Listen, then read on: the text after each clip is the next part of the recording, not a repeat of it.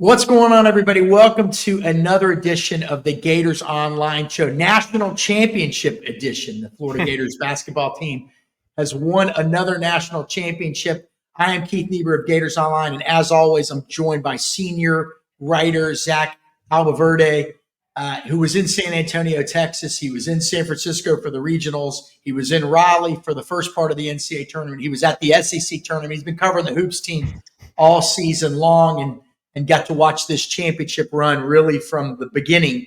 And so we're going to obviously go over that incredible Final Four. And it really was a remarkable semifinal game, unbelievable championship game, just this terrific event. But before we do, as always, we got to go to our big show sponsor and pay some bills. So, Zach, take it away.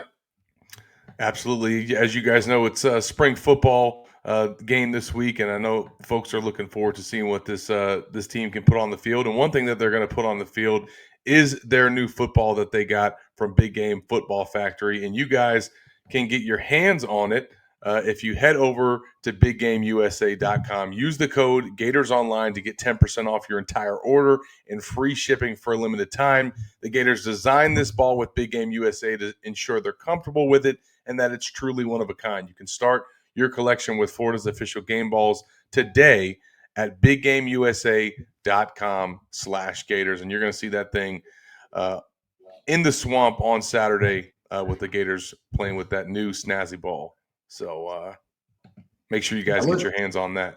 Looks good. It's going to be a party in the swamp. And Zach, you and I grew up in the area. And, I look back to when I was a kid and I used to think, man, I just hope someday Florida can get to the NCAA tournament. All right. And then they made their first trip in 1987. And in those 37 years, Florida's now been to 6 Final Fours, something like 10 Elite Eights, and just claimed its third national title. It just seems surreal. This has become a great, great basketball school. And 3 different coaches have taken Florida to the Final Four. So it's remarkable. Florida finishes the season 36-4 with the 65-63 win over a tough Houston Cougars team, man. I got to tell you, that was one of the most competitive games you'll ever see. Zach, just your general thoughts encapsulating this whole season, and then we'll get into the nitty-gritty, the details of it all. I do think, Keith, that it was a little bit fitting that for the title game, it took a total team effort. Walter Clayton got a lot of attention and hype and praise during March Madness, and rightfully so, because he put together 2 back-to-back 30-point performances is something that we haven't seen since Larry Bird. But it took a total team effort to beat Houston, and they had multiple guys step up. For all the Gators Online listeners out there, you guys remember before the tournament started, oh, God, here we go. Show, and he asked me who was going to be the unsung hero for the Gators, and my pick was Will Richard, and he was the unsung hero on Monday night. He came through, carried the Gators in the first half with 14 points, and allowed them to stay in the game when a lot of other guys weren't making shots. I thought Alex Condon finally put together a game in the tournament, really since getting that ankle injury in the Sweet 16. He really had not been the same, was playing hurt, finally scored in double figures, made 4 or 5 steals in the game, but he had 3 in the last minute and 21 seconds. Just an incredible effort. And just also one thing I loved about it is how Walter Clayton, for all the attention and hype that he got on the offensive end, he wins the title for the Gators on a defensive play. And it was just great, and obviously a mark of this team for how much improvement they made on that side of the ball. Zach, I know we've talked about it before when Todd Golden knew he had a team that could contend. And I think, what was it? Was it the Tennessee? Was it the win over Tennessee at home? Yeah. For me, it was the Auburn game on the road, because not only were you beating a great team, you were beating a great team at their place. And then, of course, they had to beat Auburn again in another tough game, much tougher game the second time around. Let's go back to that semifinal game. Well, obviously Florida had some tough challenges throughout the tournament. You had to rally to beat UConn, a very good UConn team, very good Texas Tech team. You had to rally past and beat Maryland pretty good. And by the way, Maryland ended up in the top 10. So there were some, UConn, 2-time defending champs. Maryland, top 10 team in the final AP and coaches polls. And then you beat 2 1 seeds. That's right. And people are going, Texas Tech. I mean, that was a great team. And by the way, Texas Tech split the season series with Houston. And now I think Right. Gator fans realize Houston's a great team. Okay. No, they weren't in the best conference. No, their games weren't. They were a great freaking team. Okay. And Texas Tech split with them. And the game Houston won, Texas Tech was missing 2 starters. So Florida really did run this gauntlet. Texas Tech, even though they played the championship a few years ago, Zach, they don't have a big basketball name.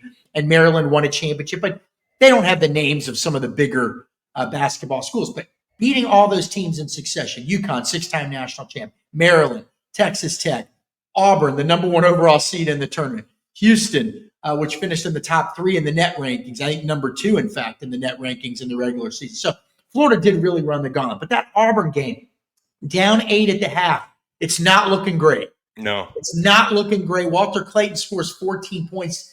I believe Elijah Martin also had a strong first half, and then Walter Clayton takes over in the second half. He ends up being the MOP, the most outstanding player of the Final Four. But Florida almost didn't get to the championship game to even have the chance to come back from 12 and beat Houston. So let's talk about that semifinal game.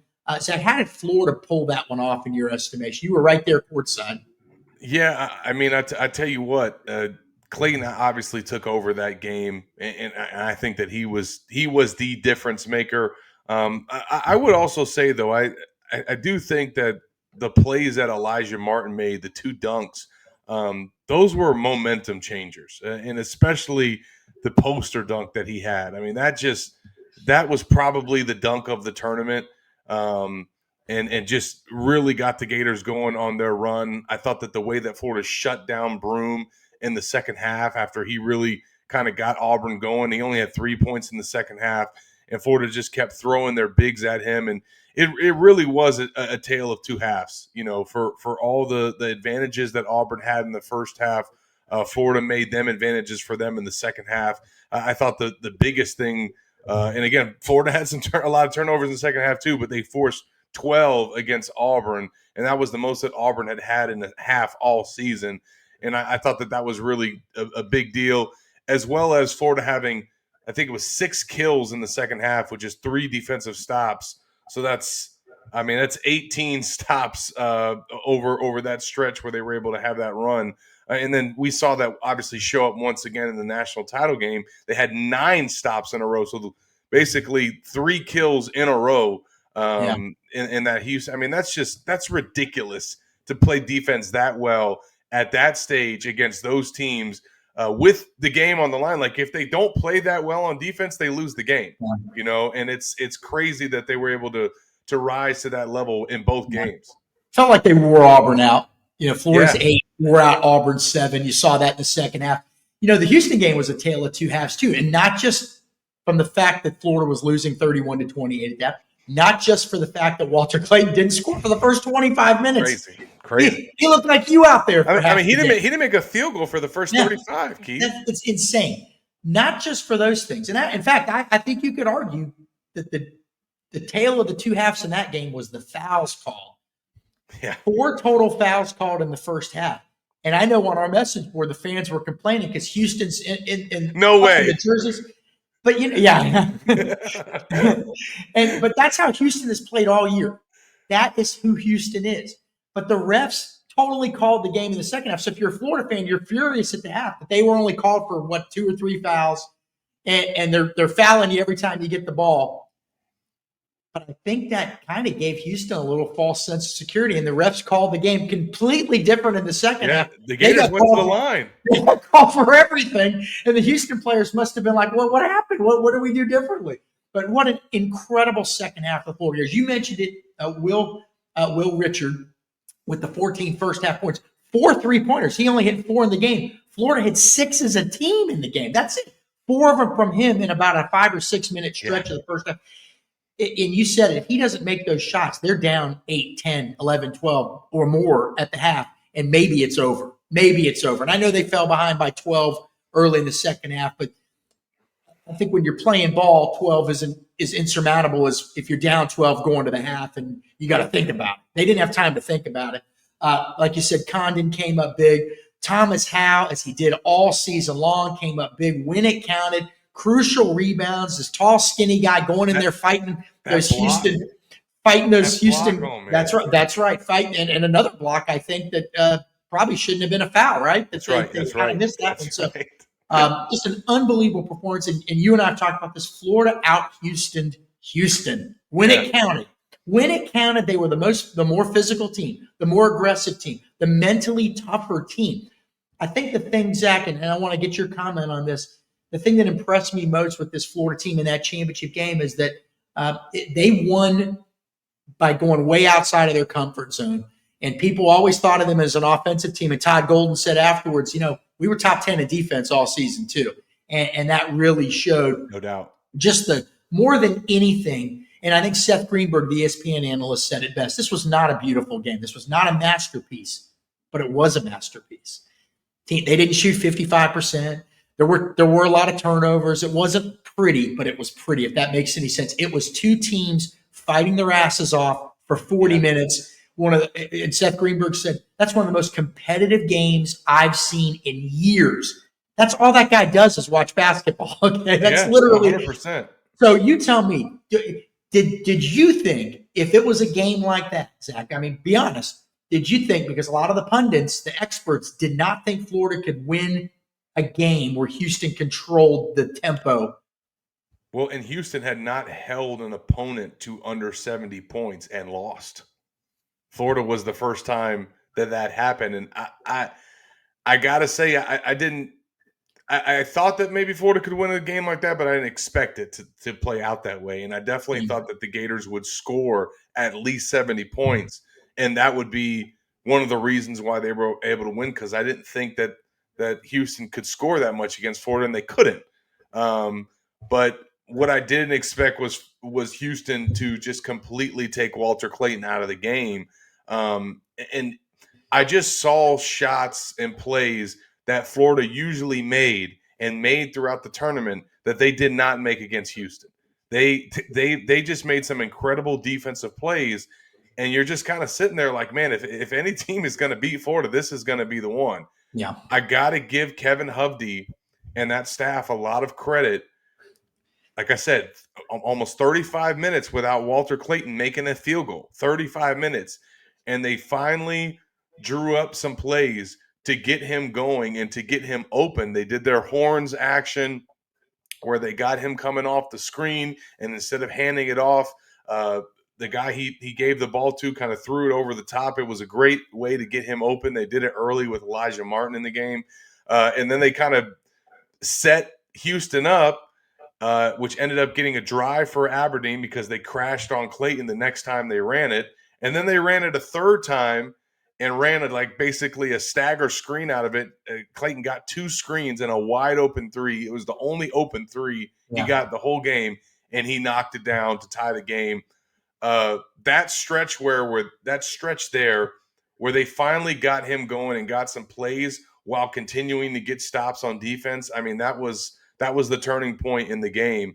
And I think, as you know, Keith, for probably the players on that team and the fans in that building, once they start seeing some shots for Walter Clayton fall down, everybody starts to believe. And that definitely was a turning point in the game to me. And again, credit to Hovde. I would imagine he's the one that dialed up those plays, and that's reason why he's going to coach at Columbia right now.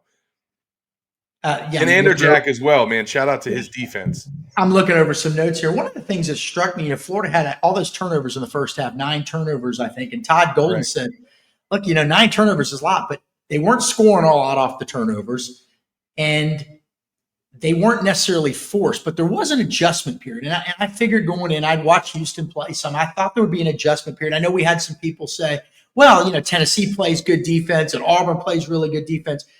And let's just be honest here. We need to sometimes we all get in this SEC bubble. Houston would have done some damage in the SEC just like Florida did. There was nobody in the SEC that was playing defense like Houston. Not Alabama. We know that they don't play any defense. So I think there was a real adjustment period for Florida. It took a while, and you saw 9 turnovers first half, and Todd Golden again said they weren't all forced. Maybe not. They may not have been forced on the ball, but they might have been forced in the general sense that, boy, it's hard to score against these guys. Yeah. We got to force some plays. remember Walter Clayton had that kind of pass like this that he threw it out of bounds, and he had another pass that he threw out of bounds. Those are uncharacteristic plays that you could argue, well, they weren't really forced by Houston, but they were forced by Houston because of their overall full court, the gamut that they ran at you on the defensive end. But once Florida settled down and sort of adjusted to the pace that Houston and the aggressiveness that Houston played with, I think Florida was in great shape. But two fantastic teams. Walter Clayton, the MOP, Zach, most outstanding player in the Final Four. Joakim Noah was the most outstanding player, I think, the year Florida won it the first time. And I want to say the second time there wasn't a Florida player win it. It might have been Greg Oden. I want to say. I think Torian Green might have won it. I'd have to look that up, and I'll look it up the next time you're talking. But we have to talk about. You can't talk about Walter Clayton without talking about his place in history in Florida basketball. And you're talking. He ended the season scoring more points than any player in Florida school history, passing the great Andy Owens, a post player from the late 1960s. Now Andy Owens played a lot fewer games. But Walter Clayton, all-time single-season scoring leader, first-team All-American, the first-team All-American in school history. And as the season went along, you're thinking, boy, this guy's really cementing himself as one of the greats. And does he now finish as the greatest single season championship? The other teams that won championships, they had balanced teams too, but they didn't have guys put up the numbers he put up. Is that something you can declare, Zach, or is it just too difficult of a call? Greatest, No, it's a great conversation. First of all, it's fun that we get to have it. And I did look up. So Green was the MVP of the Midwest Regional, but not the Final Four. Okay. So it sounds like it was. And obviously, Green had a great season. He led the Gators in scoring during that second year, but not many have had the season that Walter Clayton did from a scoring standpoint. The only guy that really comes close is Vernon Maxwell and Neil Walk. But obviously, Neil Walk did it in a different era. And he had 2 seasons with more points scored than Clayton, who finished the year with, 18 over 18 points per game. So I think what he did as a point guard and really kind of elevating his game at that position is impressive. But man, he's definitely on the Mount Rushmore. I think that he probably has to go down as the best backcourt player in school history. From a talent standpoint, you could make an argument for Vernon Maxwell. But from an accomplishment standpoint, coupled with the talent, it's hard to argue anybody over Walter Clayton Jr. It just is. Certainly with the bigs, there's been some great bigs in UF basketball history that are part of that discussion. But I think if we're talking about backcourt players, he sits atop that list. Yeah, and we're talking about what you did at Florida.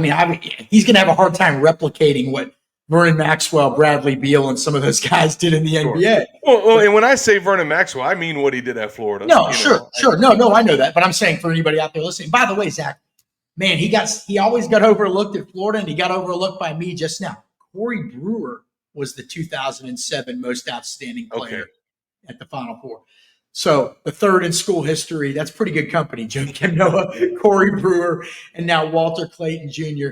I did my all-time Florida starting 5 the other day just for fun. I've been following Gator basketball my whole life. I read the media guides when I was a kid. I would actually write the University of Florida, Zach, and beg them for the media guides when I was 10 years old. And I would do that for schools all across the country. And they would send them to me. I had Georgetown. I had Arizona. I had all. And I'm telling you, man, that all-time starting 5 in Florida, he's on it. And I would put Vernon Maxwell as my other guard. If Florida gets a little difficult, Mike Miller was only there 2 years, but I put him because of his significance to the program. And then my post players were Neil Walk, the great Florida center, who was the number 2 overall pick behind Kareem Abdul-Jabbar. And then I could only pick one for power forward, and I went with Al Horford over Joakim Noah. Could have easily picked both. A lot of Gator fans said I'm an idiot. I should have picked Noah over Neil Walk, but it's tough. It gets to become a tough call now because Zach Florida's won so much. There are tougher calls like this. It used to be pretty easy to pick the all-time starting 5. And now you're starting to think, okay, now how hard must it be to be the Kentucky fan to pick the all-time starting 5? They got 50 guys that have been all-stars in the NBA. But I'd probably throw Mike Miller in mine. yeah, I mean, that's what I got. I mean, I got Mike Miller as my small forward, big guard. I mean, look, probably should have done a 10-man team, but it's all in fun. The other tougher question, maybe you and I will do this someday, is if you can only pick 4 people, period, who would be on your Mount Rushmore of Gator basketball? It's tough, man. You've now got 2 championship coaches. You got 3 MOPs of the Final Four. You got, it's a basketball. This is an elite basketball program, Zach. Since 2000, only one school has won more national championships than Florida. This is just mind-boggling. Well, on that note, it's also an elite school athletic program too, because now, as you know, it's been talked about, Florida's the only program with 3 national titles in basketball and football. Where does that stack Florida among the nation's best? Does that, in your opinion, Keith, does that make them the number 1 program? It's hard to say. I mean, it's hard to say because your goal obviously is to win championships. But and those are the 2 biggest sports. That's right. But your goal is also to be consistently great across the board year by year. So, Ohio State's in the conversation. They've got all the football titles. They've been to 10 or 11 Final Fours. There aren't many schools in the conversation. Yeah. There aren't many. Michigan. I mean, USC, they've never won anything in basketball. UCLA's never won anything in football, so they're all out. There's probably a handful. I mean, you're not putting Kansas in there, dude. Oh. I mean, North Carolina, they got 6 basketball titles, I want to say, but they've never really been a dominant football program. So there's very few. Let's look at University of Miami. 5 football championships, 1 Final Four, no sniff of a national championship. FSU, 3 football championships. We can do this school by school. No sniff of a national championship in basketball. I mean, who even has an argument with Florida? Well, it'd be Ohio State and Michigan, I would think. That would be it. Because you'd be it would be the argument, okay, yeah, Florida may have more championships in basketball, but they have more in football. And maybe you could say they've been consistent, and they have been. They've been consistently better in football. But if you're going by championships, the balance between the 2 programs, I mean, I think Florida's got a compelling argument. Yeah, because let's see. Nobody's done it. Now, we're just picking. Ohio State haven't won the title since 1960 in basketball. Yeah. You know what I mean? Yeah. Michigan, you're right. To me, it's probably Michigan. Well, there's very few schools in the argument. Notre Dame's been to, I think, 1 Final Four. Alabama's been to 1 Final Four. So you start with the top football schools and you look at what they've done, and not many of them have done much. Then you do it with the same with basketball. UConn doesn't even – they don't register in football. I mean, and now Michigan hadn't won the title in '89, but they've had 6 runner-up finishes. Yeah, and they got a lot of football. And I think they're one of the 2 or 3 winningest football programs of all time. So, I mean, it's probably coming down to those 3 schools. Maybe we're missing somebody. But Florida, man, only one with 3 apiece. That's and that's a number. That's kind of an arbitrary number that we pick, But yeah, it's impressive. And by the way, all 6 of those titles have come in the last 30 years. That's right. You know what I mean? Right. So even if you said, like we're talking about Florida, historically, maybe Florida's not a blue blood. Well, who gives a damn? in the last 30 years, they got 31 years. In the last 31 years, they got 6 Final Fours. That's 1 Final Four trip every 5.1 years. 3 titles since 2000, Zach. Only UConn's got more. UConn's got 6, and I think the other one was in '99. So UConn's got like 7 titles or something like that just since 1999. Sure. And then Florida's tied with Duke and North Carolina, 3 titles each since 2000. So this century, those are by far the 4 best basketball programs. Florida, and again, don't forget, Billy Donovan had those 3 Elite 8 teams that didn't make it. Yeah. So that's more. Those are, if you make it to the Elite 8, that's very good. And so, who's looking up at Florida in basketball right now? Kansas is looking up at Florida. Indiana's been looking up at Florida since 1994. Okay, that's a traditional blue blood.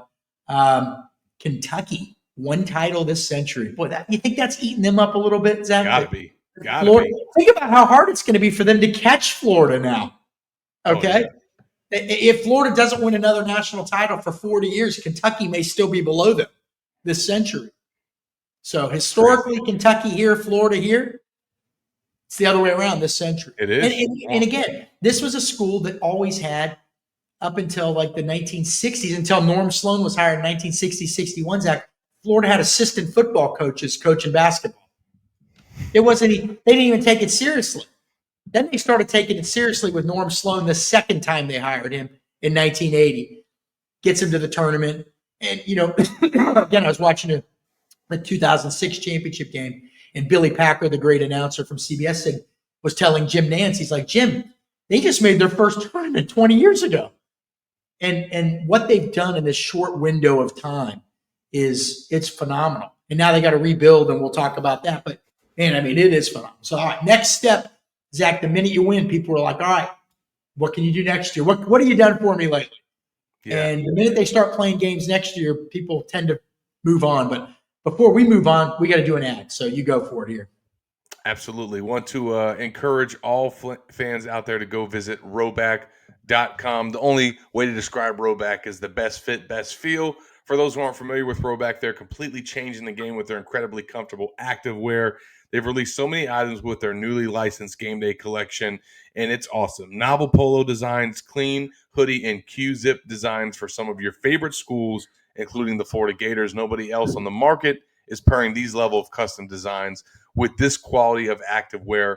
Rhoback has been proudly leading the NIL charge, having signed partnerships with multiple college athletes, past and present, and are becoming the go-to brand for college athletes across the country. Use the code Gators20 on Rhoback.com for a generous 20% off all new customers.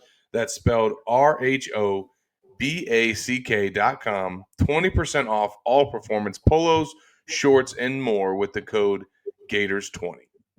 Zach, here we go. I'm wearing my Rhoback hoodie right here. I'm telling you, this thing feels so good. Like, I wish they'd send me some more. And I'm going to point this out. When I was wearing this over in Scotland, the women were like bowing in the streets at me. Okay, no, I'm kidding, but it fits great. It feels comfortable, and I did break 80 on the old course at St. Andrews wearing this shirt. Okay, I may never take it off after that. But okay, so like we said, now's the hard part. Trying to keep this Reload, thing going, baby. Yeah, you get to the top. Though, is it harder? It's an age old question. Is it harder to get to the top or to stay on top? So Florida's losing a couple assistant coaches. Congratulations to those guys. They did a great job, and now they get to go run their own programs, and hopefully they go on to bigger and better things. And then you got to replace some great players. So let's start with the coaches that are departing, Zach, and what can you tell us about that? Yeah, well, the good thing is that the Florida has two openings on their staff. After the Gators had two of their assistant coaches land head coaching jobs, and congrats to Hovde and Andrew Jack. They're both going to be going to Columbia and Campbell, respectively. John was hired by Golden after his first season and has really helped elevate Florida's defense. And Hovde has been with him at UF from the start. He goes back with both of those guys. And honestly, I don't think it can be discounted. How much the impact is going to be of these guys losing. I definitely think that Todd is going to have a bunch of people interested in joining his program and coming to work on his staff. And he's been with these guys so long, especially Hovde, that certainly the blueprint of his offense and what he likes to run and the things that have made Florida successful, he's going to continue to run and be able to tap into. But you are losing two of your most trusted assistants and guys that he's been leaning on for several years. And, those guys bring a lot of value to the program. So you can't just plug somebody else in there necessarily. You got to go and find the right fit and make sure that you can keep this thing humming the way that it has been.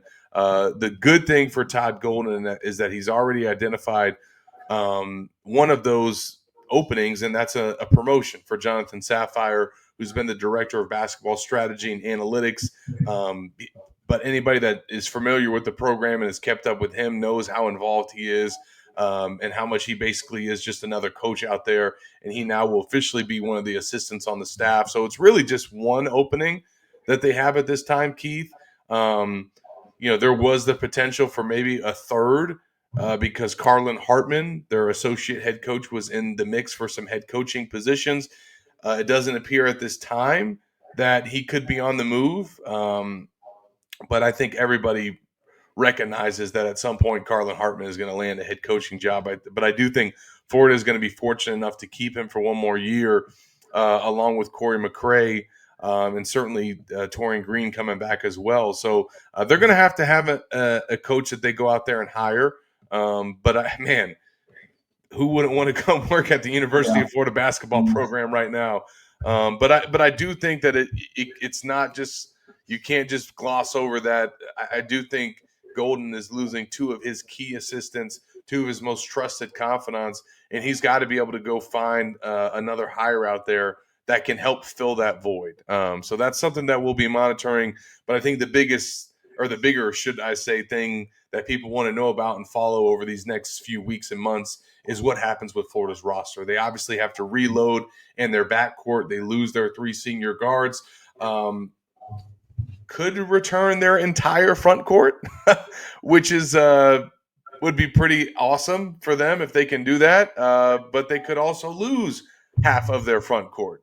We got to see what happens with Thomas Houck and Alex Condon. And if you go to GatorsOnline.com, you can hear straight from the horse's mouth about where those two guys stand, where they're leaning towards at this time. I don't want to give it away yet on the podcast because we just put this story out.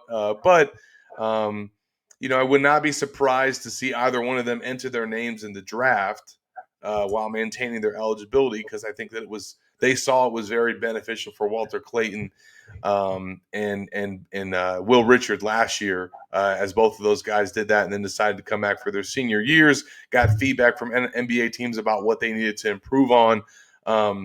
But man, if you can find a way to get those two back along with the rest of your front court and Ruben Chinyelu and Micah Handlogden, Sam Alexis, like, you're cooking. And now all you got to do is go out and get some guards. And you got Denzel Aberdeen coming back. You got Isaiah Brown in the program and Urban Klavzar. So they've got some pieces, but they certainly need to go find some dynamic players to replace the trio of seniors that are on their way out. It's not just you're looking for great players. You got it. Chemistry is so difficult, Yes. Will Richard was in his 3rd year with the program. Walter Clayton was in his 2nd year with the program. Yes. Elijah Martin had championship experience. So it was, you're talking about having to deal with a lot of, not just talent, not just scoring, but will they fit together? How about this move that we don't even really talk about much anymore? Walter Clayton moving from shooting guard to point guard this year. Correct. That was a big question mark. Yeah. That's a big guy to be a first-team All-American. So, the first. Incredible. One guy we're already tracking in the transfer portal is Princeton point guard Xavier Lee, big-time scorer, 16-plus points a game each of the last 2 seasons. Princeton's got a hell of a basketball program up there, has for many, many years. He can rebound the ball. He also has a very good 2.5 to 1 assist-to-turnover ratio. St. John's is also in it, and I think he's visiting the Red Storm this weekend.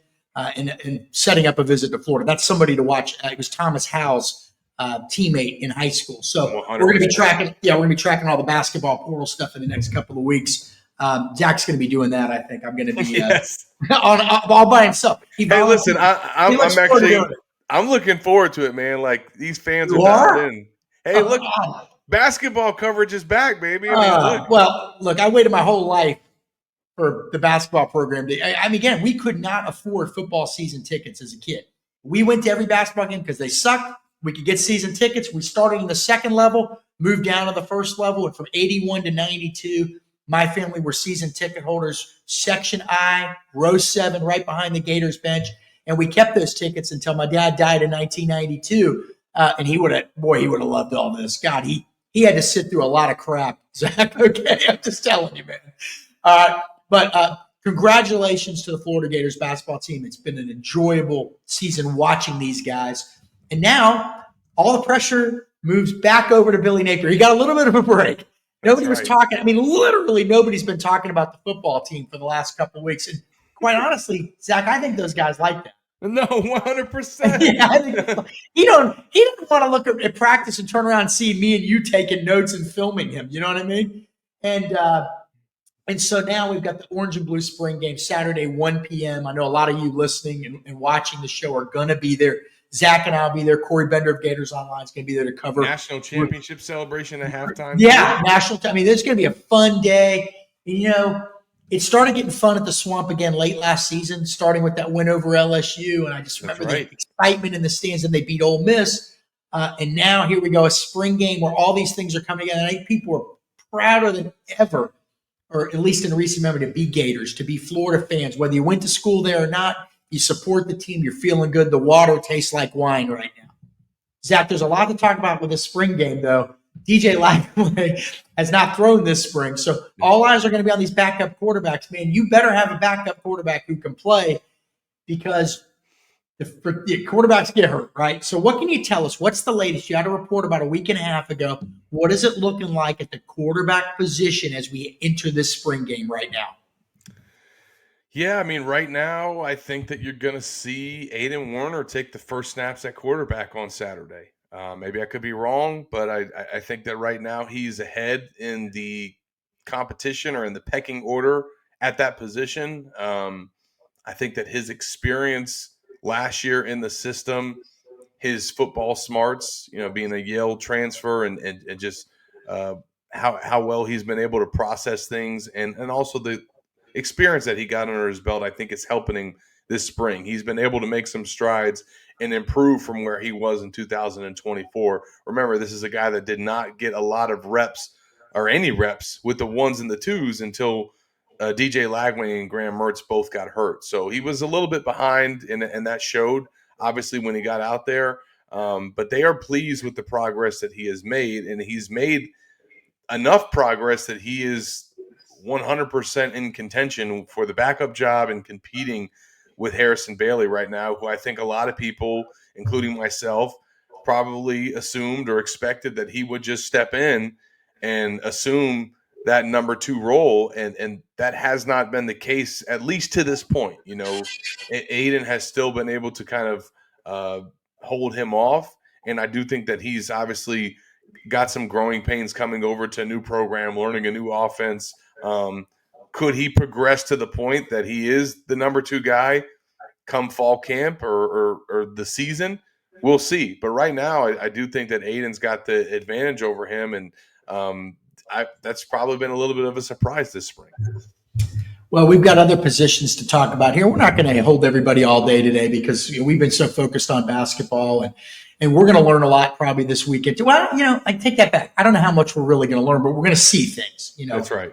Every year there are people that are stars of the spring that we never hear from again. Like, did they die? What happened to this guy? You know what I mean? And so we're looking for certain things though. For me, Zach, a couple of them. Running back. And we know Jaden Ball's back. We know Jacoby Jackson's back. But who's going to kind of be that third guy? And Treon Webb's been dealing with he's not been 100%, I believe. Correct. But boy, I hear a lot. Every time I talk to a source, I hear good things about KD Daniels, man. Home run threat, can do a lot of things. You hearing anything about the running back position?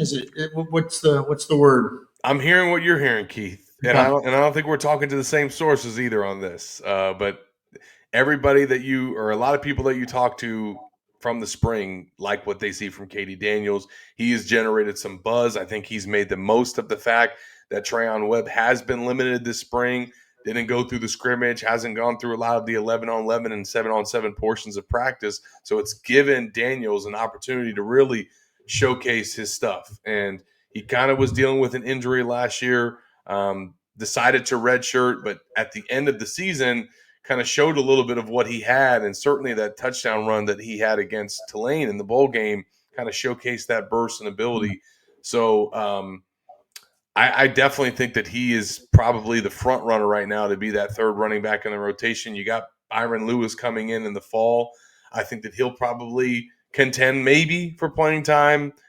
Duke Clark has looked good in the spring, but right now it's KD Daniels to me that is going to be part of a three-headed monster for the Gators at running back. I wonder if in 2026 we're looking at KD Daniels and Jaden Baugh as equals. I mean, like I hear so many good things about KD Daniels that I'm curious. I'm interested to see how this all. Now he's got to go out and do it, right? He's got to go out and do it, and we can't forget about Jacoby Jackson. We still can't forget about Treon Webb. It's unfortunate for him; he hadn't been 100% healthy. All right, up front, Zach, on the offensive line, 4 starters back. You got All-American Jake Slaughter, left tackle, Austin Barber, and you got some other guys back. Right tackle position is the one where you're looking at. In fact, Brandon Crenshaw Dixon's off to the NFL. We thought that was going to be a spot where they would probably go out and grab somebody in the portal. They didn't. They didn't find somebody, whatever reason, value-wise, talent-wise, all the above, that they thought would make them better. And then, John DeCoster said this in interviews recently, Florida's co-offensive line coach. Not only have to worry about all that, but what about chemistry? Maybe a guy's this much better than somebody you already have, but it just destroys the chemistry in your room. So they're factoring in all these things, but they decided to roll the dice. I don't even know if that's the fair term, but they decided to stick with what they have, at least for now. And Bryce Lovett looks like the favorite to win the right tackle job. DeCoster also mentioned, don't forget about Caden Jones, and I think Devin Samuel may be in that competition as well. It seems like it's Lovett's job to lose. I just wonder, I guess in the back of my head, I wonder, obviously they're going to do post-spring evaluations. Is there any chance they could still go get somebody in the portal? Or, Zach, are you hearing that they are, hey, this is the guy, we're good to go? I think they would only get somebody if just a surefire transfer entered the portal and showed interest in Florida that, to your point, was just head and shoulders above what they had. And I don't think that you're going to find a lineman like that enters at this point in the cycle. And the other thing to consider is if they are entering the portal and they are that good and they play tackle, there's going to be a hefty price tag that comes with that. And, again, making sure that it's the right fit, it's the right chemistry for the room. All those things are stuff that the staff has to take into account. And I do think that they probably feel good about where they're at. I like Bryce Lovett 100% is in probably the favorite to win that job, but they got some options, man. Like Devin Moore can play right tackle for them. Devin Samuel. And Caden Jones, for folks that remember, there was a point last offseason where he was in contention with Brendan Crenshaw Dixon for that starting job at right tackle. I had one source tell me that they were neck and neck at one point. So I think that Caden had some injuries that set him back. And certainly Brendan Crenshaw Dixon, I think, as he got settled in at Florida, really blossomed in fall training camp and in the fall, and obviously had a great season at right tackle. But they've got multiple options there with Devin Manuel and Bryce Lovett and Caden Jones as well. And heck, I mean, they could probably put Fletcher Westfall at right if they needed to, who's been repping as their backup left tackle. So they're in a good place in terms of depth, in terms of personnel, and in terms of talent. Which is why they decided to not go portal hunting at that position, which was a spot that we all thought that they needed or would add somebody. I think that the way Bryce Lovett played in that bowl game at right tackle probably influenced the decision that they made. I just wonder, and again, we get to speculate, we get to guess, we get to just say, hey, what if? If they like everything else, and maybe that's the one missing piece, and there is a great player available. Do you say that could be the difference between 9-3 and 11-1? So you never say never, I guess. But right now, it does seem like they're happy with what they have. A lot of eyes are going to be on the receiver position too, Zach. Yeah. J. Michael Sturdivant, the UCLA transfer, unfortunately for him and for Florida, with DJ Lagway not throwing, that's kind of lost time in terms of building chemistry with the guy that's going to be throwing him the ball. And they do believe with his height, 6'2.5", arm length, great speed, that he is going to be a viable, consistent, and dangerous downfield threat in this Florida offense. So you're kind of that kind of sucks for him and everybody involved that they didn't get that to work together much this spring. But they think highly of him. And then you've got the touted freshman, Vernell Brown III. We've heard nothing but good things about him. You've got the late addition, the flip from Oregon, Dallas Wilson. You got Nashawn Montgomery, doesn't get as much attention as those two at all, and is a very good player, just needs to probably add a little bulk. You've got some really good returning receivers. We continue to hear good things about Tank Hawkins. I can't forget about Aiden Mizell. It looks like a deep receiver room. Just some guys need to take that next step. Right, but What have you heard about Sturdivant? Because he's the one that most people are probably wondering about right now. Yeah, he's been a stud, man. I've heard nothing but good things. I think that he stepped in right away and provided what they hoped that he would, which was a veteran, proven, big play, downfield threat type receiver that could kind of step in and replace Badger at that X position as an immediate starter.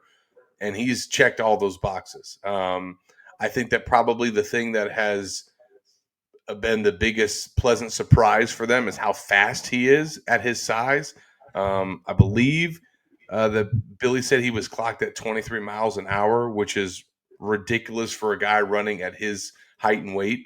So even though he is a bigger body receiver, he's not slow by any means. And I think that being able to put him on the outside, have him be a deep threat for the Gators, especially once DJ Lagway is throwing the ball, is going to be a big weapon for the Gators. And from the transfer portal cycle, Keith, how much they were on Sturdivant, how much of a target and priority that he was for them. And the fact that he picked Florida over Georgia kind of shows you the talent there. And look, man, he seems like he's going to be the latest in what's been now a line of receivers from the portal that this staff has signed, brought in, and produced in their offense. Yeah. Ricky Pearsall, Elijah Badger, Shamir DK, Sturdivant up next.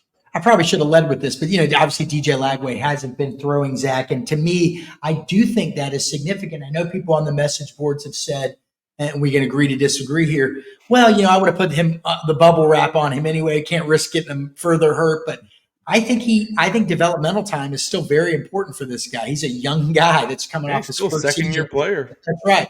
The mistakes that he made last year probably are mistakes that can be pushed aside, or how do I think they're corrected with more repetitions, with more more things coming at you. So obviously at practice they've had him simulate things, just not throwing.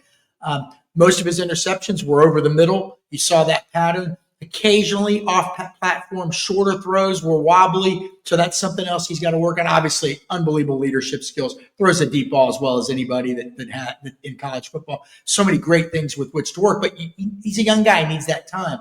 But what are you hearing? People are going to want to know, Zach, is there anything new that you can report, or what are you hearing about the injury? Is he going to be okay? Is he going to be playing this year? That's the bottom line. I should have started with that. That's to be determined. I think that and when I say to be determined, I think in terms of whether he will be fine or whether this shoulder injury is going to be something that becomes a bigger issue, becomes a lingering issue, becomes something that requires surgery. I think that that's all to be determined. And I think that him sitting out this spring and trying to rest his shoulder was obviously done to prevent surgery and hope that he can heal up and be at a point where he can play in the fall. Now, if it doesn't get better, if it continues to aggravate him, then he may get to the point where he will need a procedure done. But obviously, they're going to do everything that they can to avoid that before the 2025 season, because that would put him out.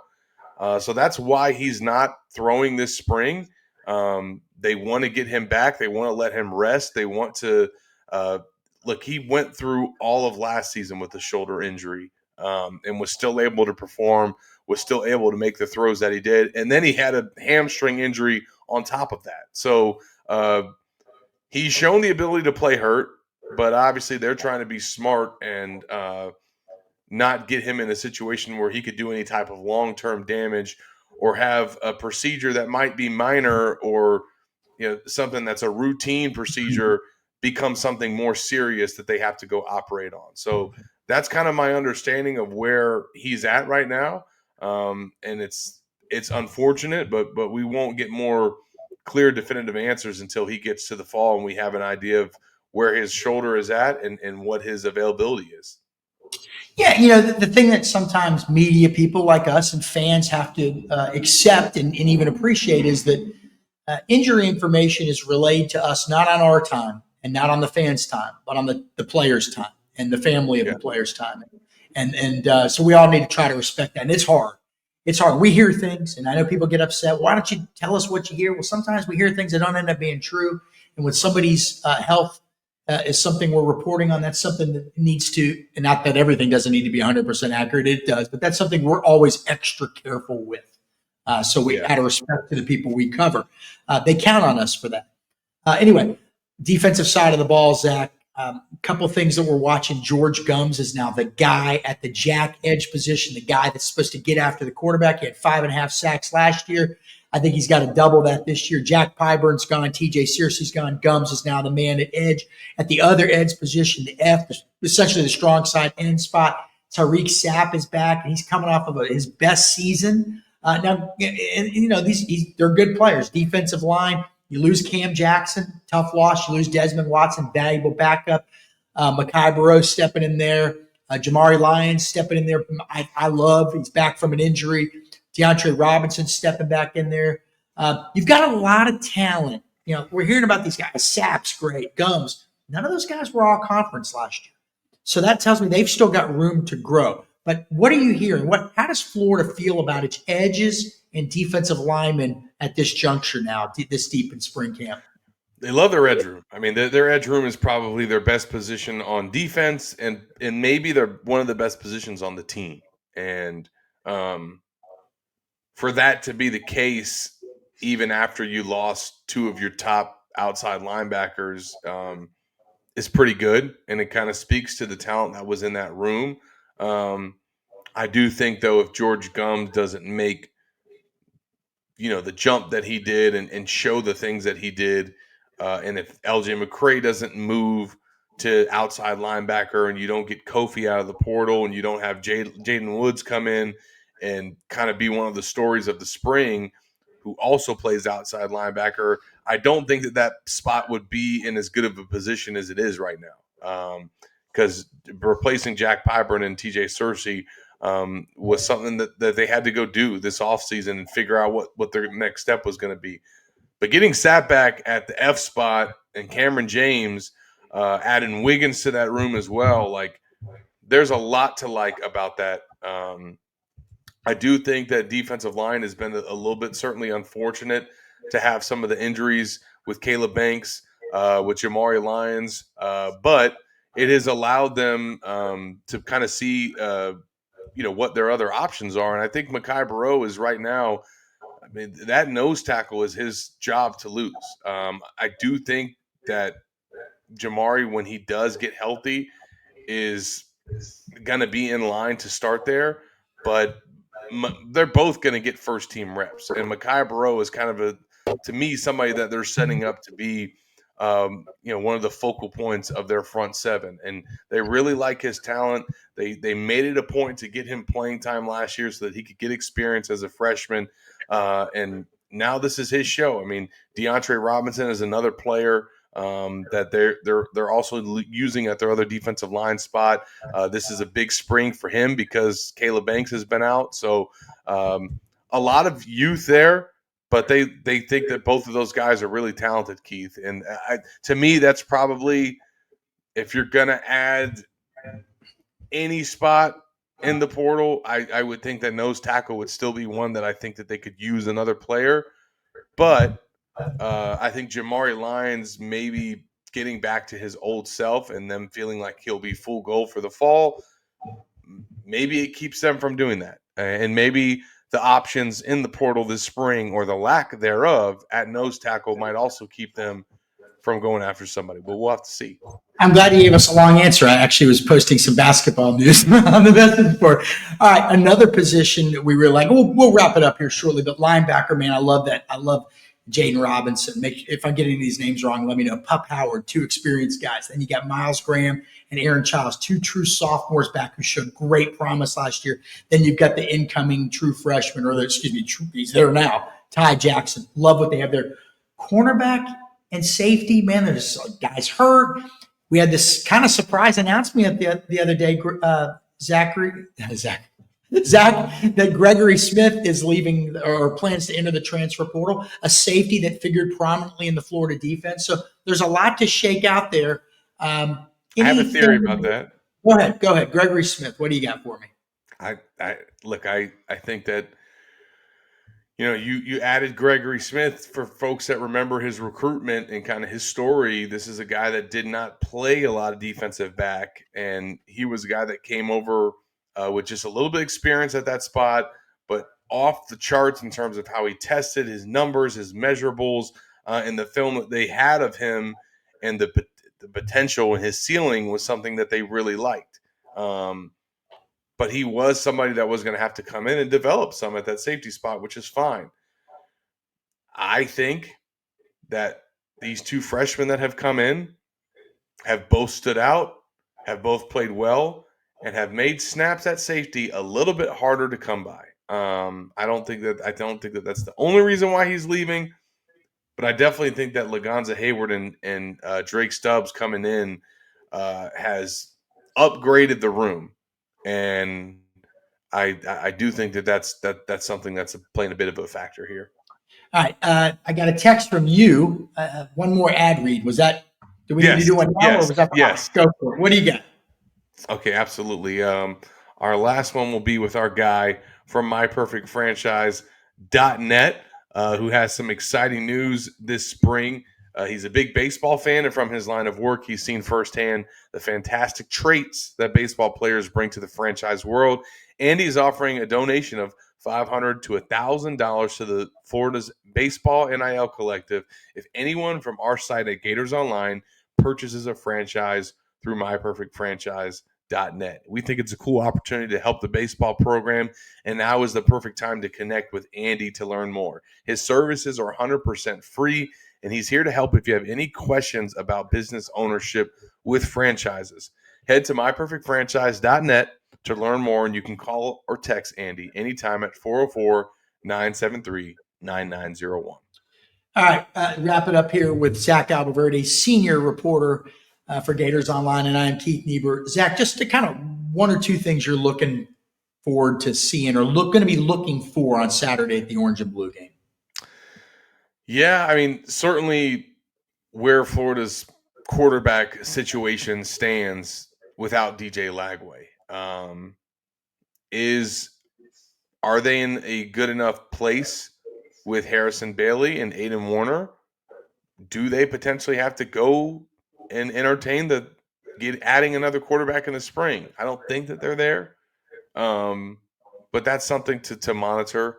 I definitely want to see the receivers and just I don't think that we'll get the full scope of how impactful that they can be because they're not going to have DJ Lagway throwing them the ball, and that's just the reality. But I do want to see these freshmen.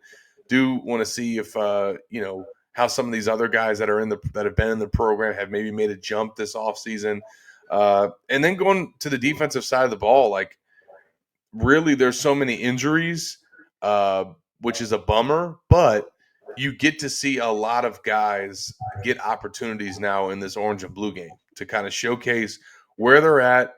Are they ready for, first team, second team type snaps? And I think that you're going to see a lot of freshmen out there getting an opportunity to make plays, and that's going to be exciting to see. I'm really, really looking forward to the linebacker room. I think that, I know what to expect at some of the other positions, but at linebacker, there's some stiff competition for snaps, and there's some really talented guys that they're going to be putting on the field. So they're moving Aaron Childs around a lot. I don't know how much of that we'll see on Saturday, but he's got kind of a versatile role, it sounds like, in the defense, talking to Robert Bala on Thursday. So, a lot of youth and a lot of guys that are going to get an opportunity on this stage that we'll get to see Saturday. When I look at that roster and I say who could be the emerging all-conference and all-America players, those are the two guys I look at are Miles Graham and Aaron Childs. I just think these guys are going to be future stars. All right, that's going to do it for this show. If you like what we're doing, hit the like and subscribe button. We've got to get this thing continue to grow. Zach's filet mignon that he ate 4 nights in a row in San Antonio ain't going to pay for itself. Okay. So we appreciate everybody stopping by. We love doing this. We love covering the Gators. And so thanks for allowing us to share our thoughts with all of you. For Zach, I am Keith. Make sure you follow our coverage at Gators Online all weekend. from the Orange and Blue game in Gainesville. Take care, everybody.